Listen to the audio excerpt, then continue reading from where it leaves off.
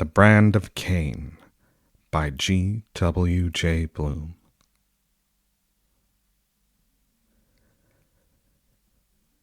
An orphan's curse would drag to hell a spirit from on high. But oh, more horrible than that is the curse in a dead man's eye. Coleridge.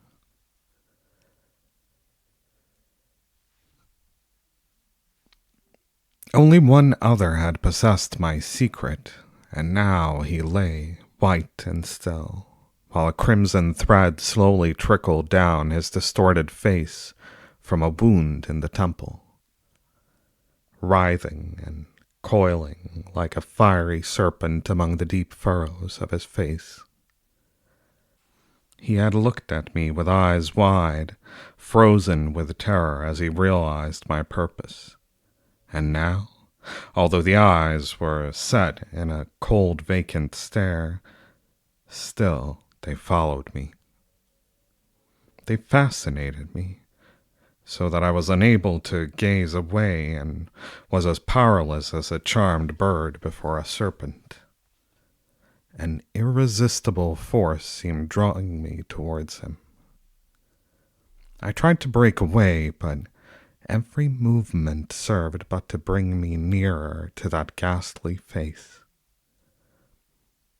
I threw myself to the ground, but still the glassy gaze of those dreadful eyes froze me, as with the glance of a gorgon, and I gradually glided closer and closer to the face of the dead man.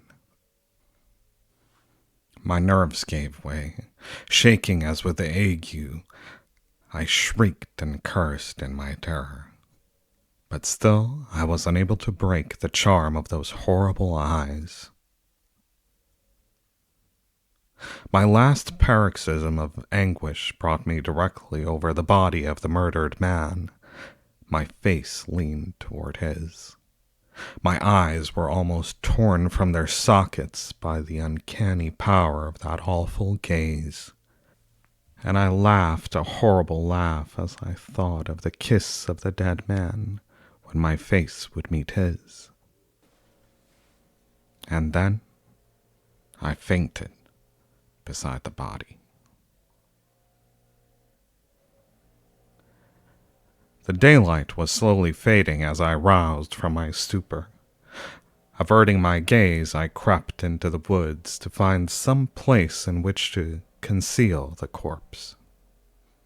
The bushes whipped my face as I passed and clutched my hair with lingering weird clasps.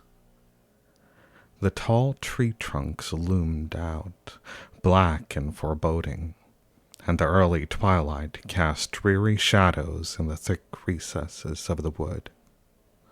Long, snaky roots reached out and tripped me as I passed, and my clothing and hands were torn by the briars. I soon came to the brink of a small cliff, lapped at its base by a restless little stream. Climbing down the slope, I fought my way through the tangle of undergrowth. Feverishly, I threw myself down to drink at the edge of a deep pool. With terrible plainness, the water reflected my drawn and ghastly face, which bore on its forehead the brand of Cain. Frantically dashing water to my head, I scanned my features in a pocket mirror. The stains were still there, glowing as if branded deep with a hot iron. I rubbed sand into the skin until it chafed off, but still the marks burned deeper and deeper into my very brain until the whole universe seemed dyed in crimson streaks of blood. Shrieking, I arose and staggered away through the brush and rocks. At last I stumbled upon a cavity in the cliff, which would serve my purpose. Hastily retracing the tortuous way, I reached the body. Lifting the stiffened corpse to my shoulder, I struggled down the incline until I reached the fissure in which I deposited the body. As I threw down the dead man, the cold fingers of one of the hands raked my throat, sending thrills of nervous terror down my spine. I started at every sound, and every shadow caused my heart to pound like a trip hammer. Such was the spell of the horror engulfing me like a soft, suffocating garment. Instinctively, I sensed that the horror had assumed bodily form.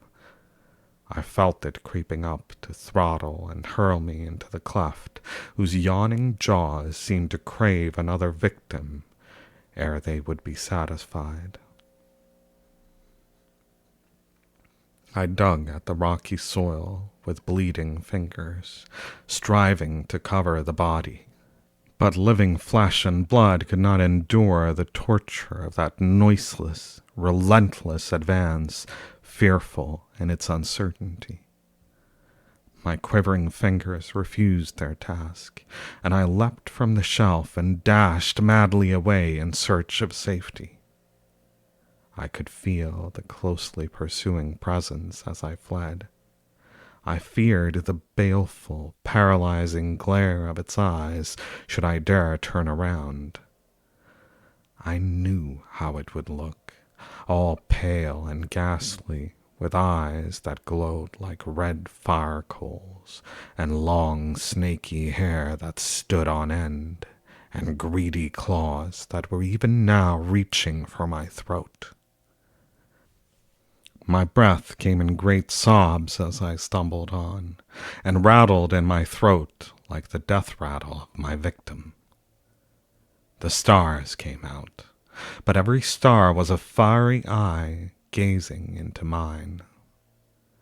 The fireflies twinkled, but every flash stabbed crimson through my bloodshot eyes.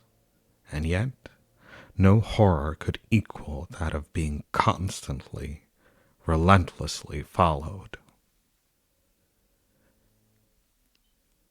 Something brushed my throat. A bush. I struggled on and still on. Another time my hand, in trying to tear the clutch from my throat, encountered only a low-hanging branch, but my breath came in gasps. My throat contracted, and I knew, yes, the phantom had overtaken me. Every nerve was a screaming wire, and every hair stood on end as I shrieked out prayers and curses, but still the clutch tightened. Coming to a high embankment, I hurled myself over, wishing only for death. Something soft held me, the top of a fir tree, I think, and I rolled down the bluff into a crevice, inside of which was something cold and soft. Every sinew froze as I encountered the touch of the dead. Frantically, I threw myself down the declivity and plunged into the thicket, but still I felt that awful haunting presence and the clasp of those cold fingers. Thrice that night I fled from the terrible spot, and thrice my circlings in the dark brought me again into the presence of death.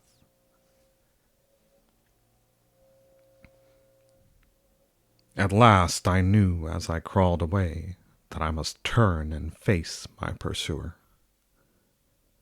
Powerless to resist, I turned, and my eyes met eyes of greenish-red coals that pierced my brain like throbs of forked lightning. The bristling hair gleamed with a dull phosphorescent glow, and across the cruel features, sickly yellow, grinned gleaming teeth, through blood-stained lips. The long, snaky fingers tightened their clasp, and I fell at its feet as if dead. How long I lay there, I do not know.